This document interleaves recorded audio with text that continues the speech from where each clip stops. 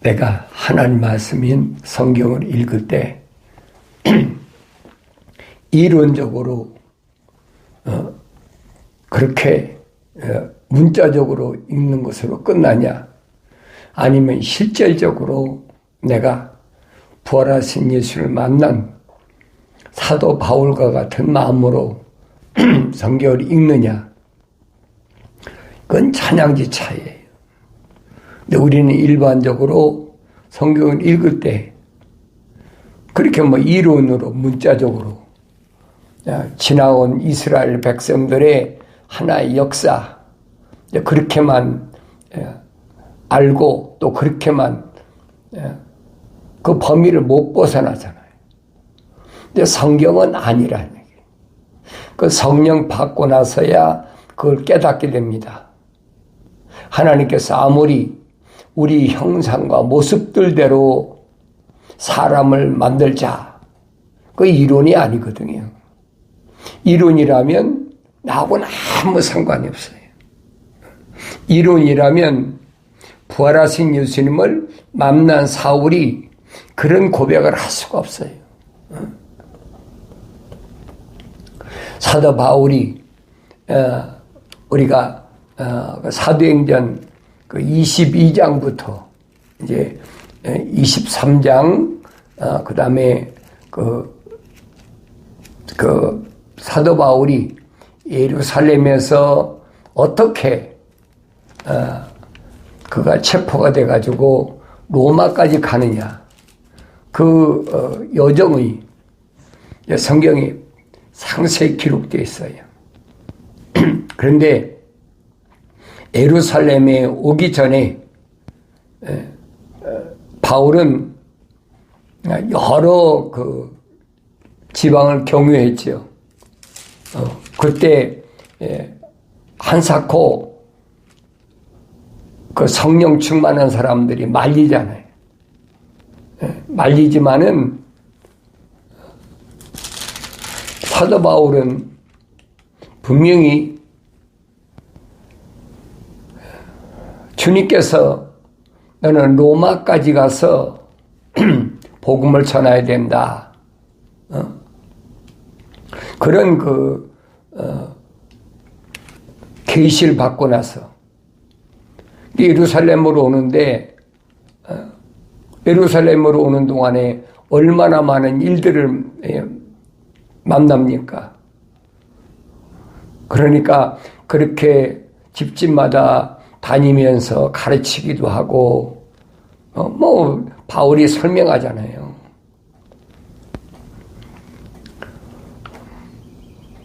그 바울이 뭐라고 얘기합니까? 그 사도행전 20장에서부터 보세요.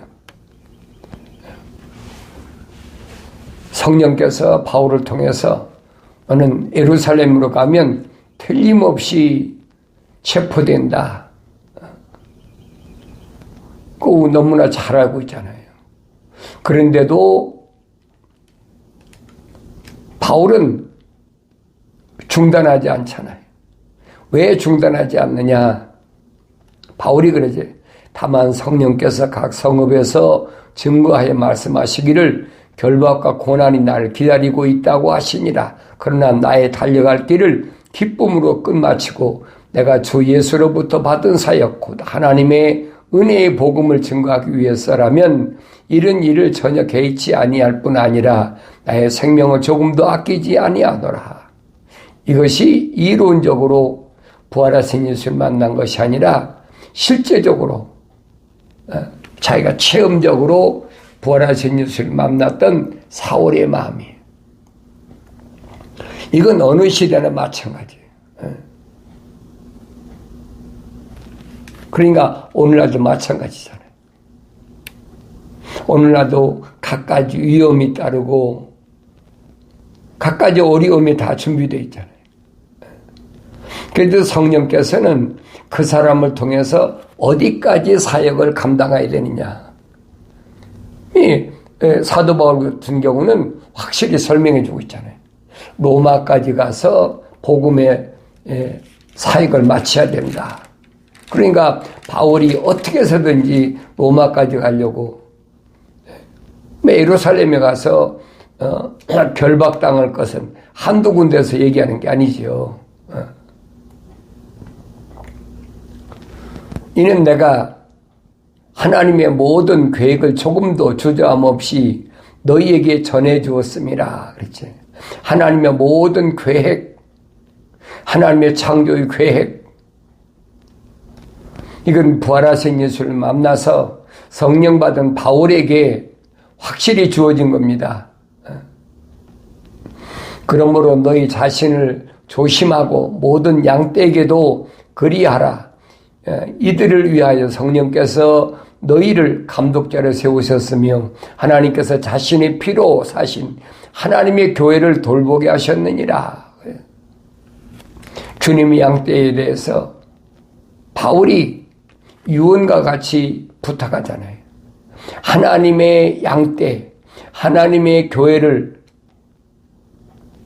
너에게 돌보도록, 그래서 그들을 감독하란 감독자를 세우셨다.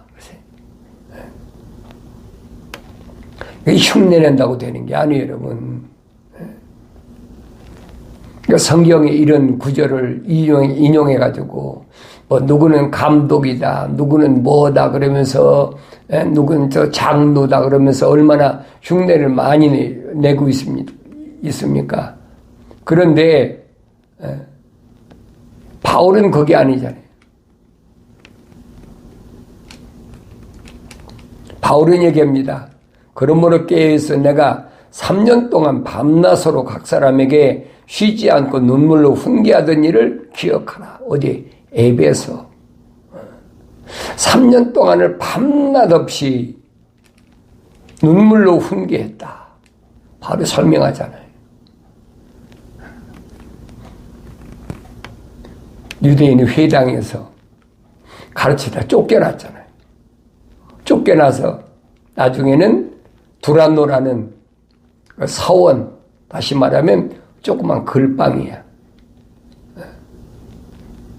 거기서 끝까지 부르심을 받은 교회를 위해서 수고했던 바울이 이제 마지막으로 예루살렘 향해 가면서 에베소에 있는 장로들에게 지금 부탁하는 겁니다. 이제 형제들아, 내가 너희를 하나님과 그분의 은혜의 말씀에 의탁하노니 그 말씀이 능히 너희를 굳게 세워줄 것이며 또 거룩하게 된 모든 사람 가운데서 너희에게 유업을 줄 것이기냐.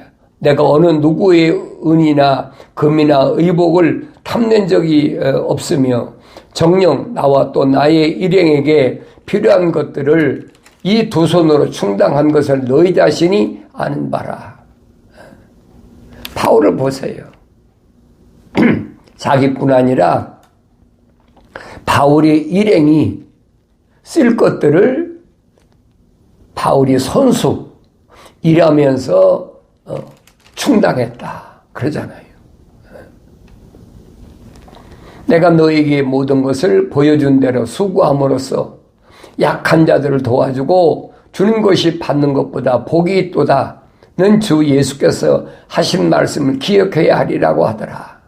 바울이 이런 말을 한 뒤에 그들 모두와 함께 무릎을 꿇고 기도하니 모두가 몹시 울며 바울이 목을 안고 그에게 입맞추더라. 그가 한 말 중에 가장 마음이 아픈 것은 그의 얼굴을 다시는 보지 못하리라는 것이더라. 그들이 그때 그를 100가지 전송하더라. 바울이 빌립 집사 집에 와서도 마찬가지예요. 빌립 집사 집에는 딸넷이 있는데 이들은 다 예언하는 처녀들이라 그랬어요. 그러니까 성령 받은 처녀들이라는 거예요. 우리가 그곳에서 여러 날 체류하고 있을 때 아가보라고 하는 한 예언자가 유대에서 내려왔는데 그가 우리에게 와서 바울의 허리띠를 가지고 자기 손과 발을 묶어놓고 말하기를 성령께서 이렇게 말씀하시기를 예루살렘인 유대인들이 이 띠의 임자를 이같이 결박하여서 그를 이방인들의 손에 넘겨주리라 하시니라고 하더라. 아가보라고 하는 예언자가 와서 분명히 사도 바울이 예루살렘에 가면 그가 결박당해서 이방인의 손에 넘겨준다. 로마까지 가야 된다는 거지요. 이 말을 듣고 우리는 그곳에 있는 사람들과 함께 예루살렘에 올라가지 말라고 바울에게 간청하니 바울이 대답하기를 어찌하여 울면서 내 마음을 약하게 만드느뇨. 나는 주 예수 이름을 위하여 예루살렘에서 결박을 당할 뿐만 아니라 죽을 각오까지 되어 있느니라고 하더라. 그 권고를 받아들이지 아니하므로 우리는 더 이상 말하지 않고 주의 뜻이 이루어지리라 라고 말하니라. 그날 후에 우리는 역장을 꾸려서 예루살렘으로 올라가니라. 가이사랴에서 온 제자 몇 사람이 우리와 함께 가고 그들이 제자된 오래된 쿠프로 사람 나손을 데리고 왔으니 이는 우리를 그의 집에 묵게 하려는 것이더라. 우리가 예루살렘에 도착하니 형제들이 기꺼이 우리를 영접하더라. 그래서 바울이 야고보와 모든 장로들과 함께 모였는데 바울의 사역에 대해서 의논하잖아요. 그러니까 뭐라고 그럽니까? 이방인들을 할례하지만 안 해도 된다. 그러니까 유대인들의 유대교에 어긋난다는 거지. 그러니까 어떻게 해서라도 터집 잡으려고 지금 예루살렘에서 그래서 예루살렘에서 바울이 그 성전에 들어갔다가 거기서 문제가 발생하잖아요. 그래서 바울이 거기서 그 7일이 거의 끝날 무렵 아시아에서 온 유대인들이 성전에서 그를 보고 온 무리를 선동하여 그를 붙잡고 외치기를 이스라엘 사람들아 도우라. 이 사람이 각처에서 백성과 율법과 이곳을 거역하는 모든 사람에게 가르친 자인데 거기다가 헬레인들까지 성전으로 데려와서 이 성소를 더럽혔느니라. 유대인들은 이방인은 성전에 들어오면 안 된다는 거예요. 그게 유대교 사상이거든요. 유대인들도 누구만 건강한 사람만 병든 사람이나 이런 사람은 성전에 못 들어오잖아요. 그러니까 2000년 전에도 예수님 당시도 문병이 고쳐졌을 때 뭐라 그러면 제사장한테 가서 보여라. 그리고 제사장한테 보이고 그럼 제사장이 인정을 해주고 낫다. 그럼 예물을 드려야 된다는 거예요. 그러니까 예수님이 이 땅에 계신 동안에 성전에 들어가기 위해서 여러 병자들이 들어가야 되는데 못 들어가니까. 그러니까 어디입니까? 38년 된 그 병자도 성전에 못 들어가잖아요. 병자니까. 병들었기 때문에. 그래서 주님이 치료해 주신 거예요. 베드로서 못 가서 38년 동안 기다린 생각해 보세요. 한평생 기다린 사람인데 그 사람이 치료받았으면 그 사람이 나와서 성전 들어왔으면 할렐루야고 하는 그 영광 돌려야 되는데 유대인들은 정반대잖아요. 누가 너더러 안식일에 자리를 털고 일어나라고 했느냐.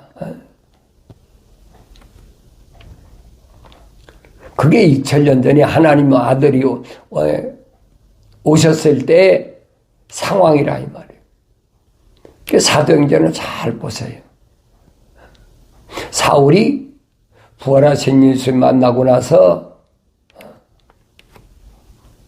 어떤 사역이 시작됐나 자세히 보라고요.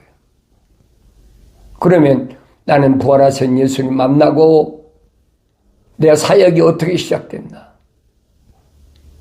나 스스로 보여야 될 거 아니에요. 사람마다 경우는 일치하지라 다만 조금씩 달라요. 왜? 사도들도 다르고 120명도 다르잖아요. 그렇지만은 분명한 것은 부활하신 예수님을 만났을 때 주님께서 부탁하신 것은 각자가 사명이 다 다르다는 거예요. 베드로가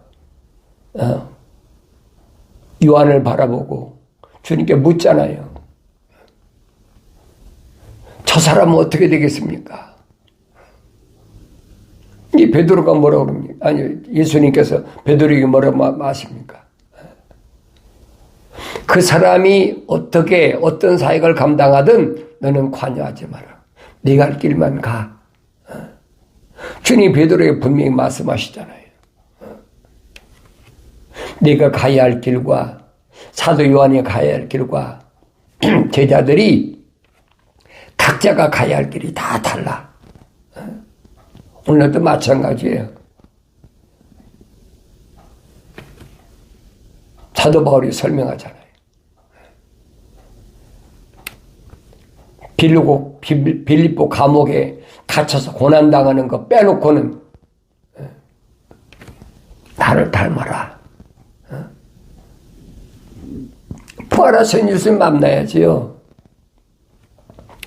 하나님의 거룩한 생명 호흡으로 조성됐다면 과거는 만삭되지 못한 자와 같은 나였다. 사도 바울이 설명하잖아요. 과거는 그렇더라도 부활하신 예수를 만나고 나서는 성령 받고 나서는 이 말입니다. 주님이 가신 길을 따라가야 되는데 그 사람마다 다 다르잖아요.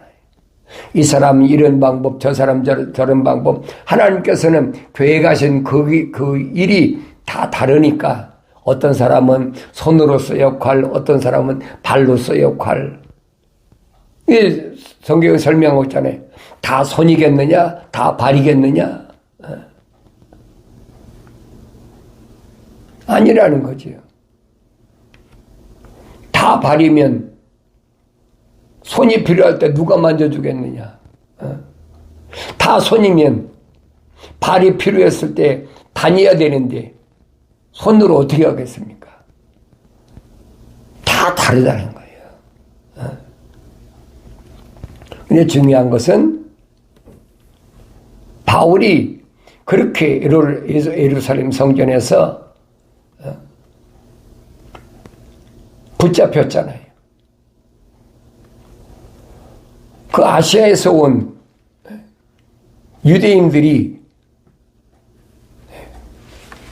그러잖아도 사도 바울을 눈에 가시까지 생각하고 있는데 예루살렘에서 만났으니까 사람들을 선동해가지고 이제가 유대교에서 말한 그것과는 정반대로 그러면서 이방인들을 하나님 성전까지 끌고 들어왔다. 그러니까 유대인들이 합니까? 하나님께서 이방인들에까지도 성령 받게 하셨다는 유대인들이 어떻게 합니까?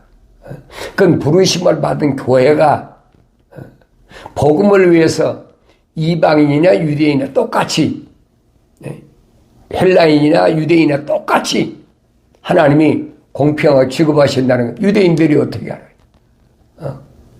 그러니까 사도 바울은 올겸이 씌운 거예요. 하나님의 성전에 들어와서는 안 되는 이방인을 끌어들였다. 그래 막 거기서 분란이 일어나고 난이 버거지를 일어나니까 그때 소유가 일어났다. 그래가지고 그 병사들이 백부장들이 대동하고 와서 바울을 묶어가지고 왜냐하면 바울이 타겟이니까 거기서부터 우리가 잘 보란 얘기예요. 사도 바울을 어떻게 해서라도 눈에 가시같이 생각했는데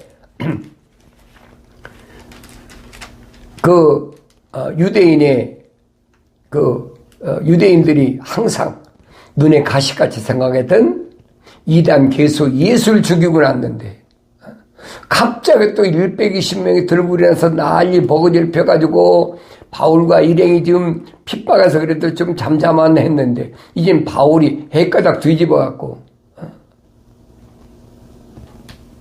뭐 예루살렘뿐 아니라 아시아 일대 에게 건너편에 마케도니아까지 가서 그 난리를 폈으니까 생각해보세요. 유대인들이 얼마나 이를 갈고 하겠나요? 바울이 붙잡히니까 유대인들이 뭐라 합니까? 바울을 죽이지 않고는 우리가 먹지도 않겠다. 얼마 40명이 넘게 그래. 40명이 넘게.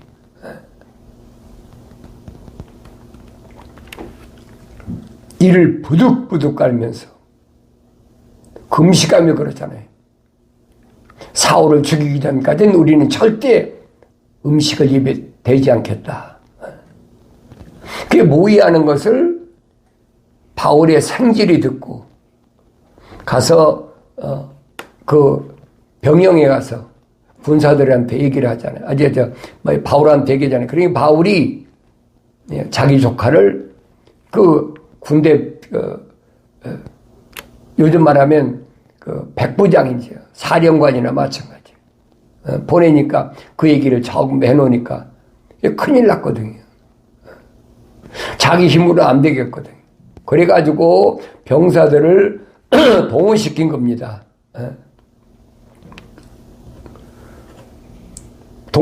병사들 동원시켰는데 거의 얼마나 동원시켰는지 보병 또 창들은 또 말탄 기병에서 전부 한 400~500명 동원시켜갖고 바울을 보호하는 거예요. 그래서 바울을 재판까지 받도록. 유대인들 요즘은 특공대지 특공대. 특공대의 눈을 피해서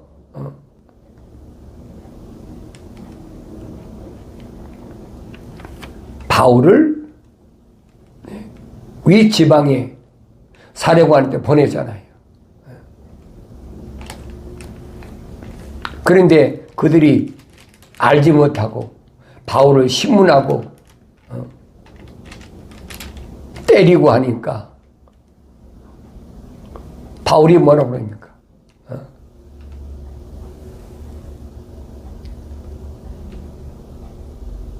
가죽끈으로 그를 묶으니 바울이 곁에 서 있는 백부장에게 말하기를 로마 시민을 정지하지도 않고 채찍으로 때리는 것이 합법적이냐? 그래 깜짝 놀란 거예요. 바울이 유대인인 줄 알고 로마 시민권을 가졌다는 거예요. 그래 백부장들이 손 못 대는 거죠. 그러니까 그때부터 바울이 당당합니다. 그러면서 자기가 왜 이렇게 어려움을 당하느냐 그 일을 좀 설명하는 거예요. 유대인들이 나를 왜 나를 이렇게 묻고 나를 이렇게 매질하느냐. 그러니까 바울이 말하잖아요. 그 곁에 있던 사람이 말하기를 내가 하나님의 대제사장을 욕하느냐 라고 하더라. 그때 바울이 말하기를 형제들아 나는 그가 대제사장인 줄 몰랐노라. 이는 기록되기를 네 백성의 관원을 욕하지 말라고 했음이라고 하더라. 그러나 바울은 한편 사두개인이요 다른 한편은 바리새인인 것을 알고 공회의 외처럼 말하기를 형제들이여 나는 바리새인이요 바리새인의 아들이라. 죽은 자의 부활과 소망 때문에 내가 지금 신문을 받고 있도다라고 하니. 그러니까 바리새인하고 사두개인자로 쫙 갈라져 버리잖아요.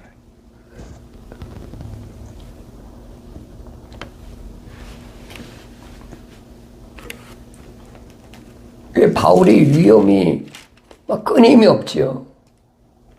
근데 바울은 아주 당당하잖아요.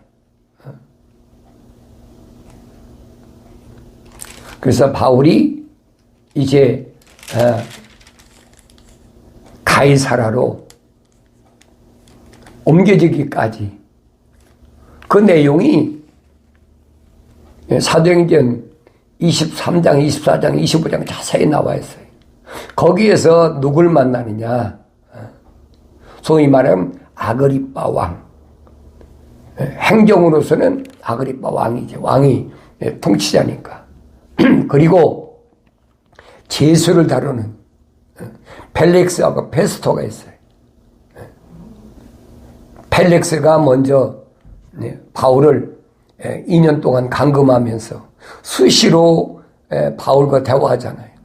바울은 그때 펠릭스의 아내가 유대인이니까 그에게 그리스도의 복음을 전하잖아요. 그래서 성경 그랬어요. 펠릭스가 바울이 그렇게 엄청난 백그라운드가 있으니까 돈이나 좀 주면 돈 받고 좀 풀어주려고. 근데 재판관이 바뀌잖아요. 펠릭스에서 페스토로 바뀝니다. 이런 내용들이 자세히 기록되어 있는데 결정적인 것은 바울이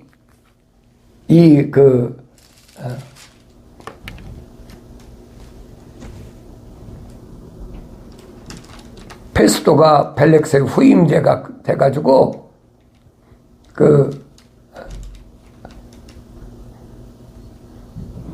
여기에 성경이 보면 그랬어요.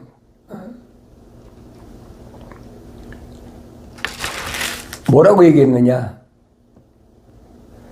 바울이 말하고 내가 가이사야의 재판석에 서 있으니 이 자리에서 재판을 받는 것이 마땅하나이다. 당신도 잘 아시는 바와 같이 나는 유대인들에게 어떤 불의한 일도 한 적이 없다.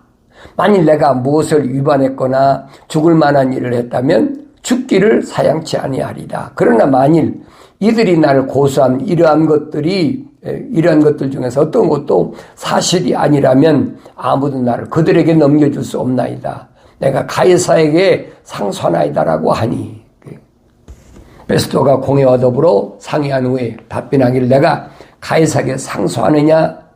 그렇다면 내가 가이사에게 갈지어다. 가이사가 어디니까? 로마까지 가야 되잖아요. 며칠이 지난 뒤 아그리빠 왕과 베니케가 가이사랴에 와서 페스토를 문안하더라. 그들은 그곳에 여러 날을 머물렀는데 베스토가 왕 앞에서 바울에 관한 일을 제시하고 말하기를 펠렉스가 죄수로 가둬둔 사람이 있는데 내게 예루살렘에 있을 때 선임 제사장들과 유대인들이 장로들이 그 사람을 내게 고소하며 처벌을 요구하기에 내가 그들에게 답변하기를 피고가 원고와 답변하여 고소한 사건에 관해서 변명할 기회가 주기 전에 그 사람을 사형에 넘겨주는 것은 로마인의 관례가 아니라고 하였나이다. 그래서 지금 아그리빠 왕에게 바울에 대한 자세한 내용을 설명합니다. 그러니까 아그리빠 왕이 바울에 대해서 너를 위하여 말하는 것을 허락한다. 그러니까 아그리빠 왕이여 유대인들이 나를 고소한 모든 일에 관하여 내가 오늘 당신 앞에서 나 자신을 변호할 것을 다행으로 생각하나이다. 당신께서 유대인의 재판 관례의 문제점들을 특히 잘 아시는 분이시니 내게 끝까지 들어주시길 바라나이다. 내가 처음에 예루살렘에서 내 민족과 함께 살던 젊은 시절의 생활상은 모두 유대인이 알고 있나이다. 바울이 예루살렘에서 얼마나 악질로로 다 알고 있죠. 그들이 처음부터 나를 안 이상 그들이 증거하고자 하면 내가 우리 종교의 가장 엄격한 바에 속하는 바리새인으로 살아왔다고 할 것입니다. 지금 내가 서서 재판을 받는 것은 하나님께서 우리 조상에게 하신 약속에 대한 소망 때문이요. 우리 12지파가 밤낮으로 하나님을 열심히 섬기며 약속한 것을 오리라고 소망함이니 아그리빠 왕이여 이 소망 때문에 내가 유대인들에게 고소를 당하였으나 하나님께서 죽은 자들을 살리신 그 사실 어찌하여 당신들은 믿지 못한 일로 단정하시나이까? 사실 나도 나사렛 사람 예수의 이름을 대적하여 많은 일을 하여야 되는 줄로 생각하고 예루살렘에서도 그렇게 했으며 선임제사장들로부터 권한을 부여받아 많은 성도들을 감옥에 가두었고 또 그들을 사형에 처할 때도 나도 그들을 반대하여 찬성표를 주었나이다. 또한 종종 모든 회당에서 그들에게 형벌을 가하였으며 또 강제로 못 오가는 말을 하게 했고 그들에 대한 분노가 심히 격앙되어 심지어는 외국 성읍들에까지 그들을 박해하였나이다. 그 일을 위해 내가 선임제사장들로부터 고난을 위임받아 다마스카스로 가는 중이었는데 오 왕이여 정오에 길에서 내가 보는 해보다 더 밝은 빛이 하늘에서부터 나와 나의 일행을 두루 비추더이다. 우리 모두가 땅에 엎드렸을 때 한 음성이 내게 말씀하시는 것을 들었는데 히브리어로 말씀하시길 사오라 사오라 어찌하여 내가 나를 박해하느냐 가시체를 걷어차는 것이 내게 고통이라고 하시기에 내가 말하기를 주여 누구시나이까 라고 하니 그가 말씀하시길 나는 내가 박해하는 예수라 일어나서 네 발로 서라 이는 내가 이 목적을 위하여 너에게 나타났음이니 내가 본 것과 내가 너에게 나타나게 될 일에 대하여 너를 일꾼과 증인으로 삼고자 함이라.